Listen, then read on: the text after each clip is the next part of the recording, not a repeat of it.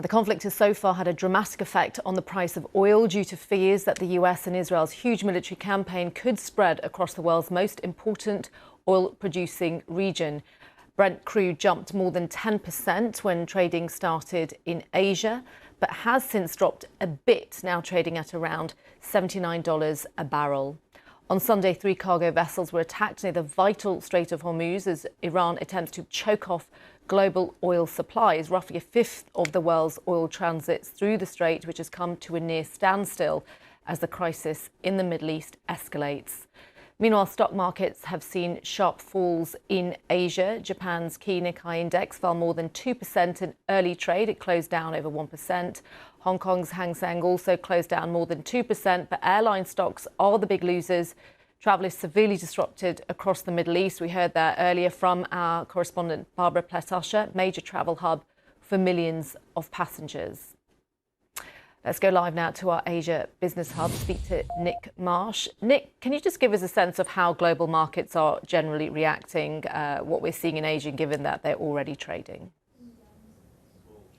Yeah, so markets out here in Asia all closed down, as you say. Indexes in Tokyo, Hong Kong, South Korea, all down about 1%, 1.5%. The FTSE's just opened in London. That has followed suit, and it's very likely that the markets, when they do open on Wall Street in the United States, will also follow suit and have some losses.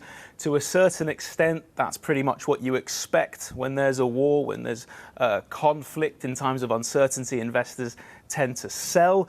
But at the same time, the fact that we haven't seen massive plunges in stock exchanges just quite yet shows that this conflict wasn't completely out of the realms of possibility, was it?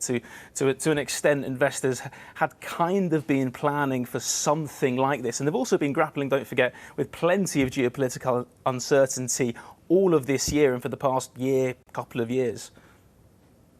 The Strait of Hormuz, I mentioned there, we know it's a critical shipping lane. There is a risk of disruption there, isn't there? That is an economic weapon that Iran has. Can you give us a sense for people that might not know what that would mean for global energy supply? Yeah, so, I mean, stocks are one thing, but I think much more important is oil prices and the supply of oil. So through the Strait of Hormuz, basically you've got this very narrow passageway where all of the really big Middle Eastern oil producers, so Qatar, you've got the other Gulf states like United Arab Emirates and Saudi Arabia, of course. It has to go through there in order to get to the rest of the world. The vast majority of those customers are out here in Asia. So countries like Japan, South Korea, and particularly China. Now, if the supply of oil is restricted, and at the moment traffic has come to basically a complete standstill, there's no formal embargo, but Iran keeps threatening attacks on vessels. There's been some reports of a couple of attacks already. Shipping companies are just saying it's not worth our while. We're not taking the risk. There's missiles flying overhead. So no cargo, no oil tankers in particular are going through. At the moment, the world's oil supply is okay.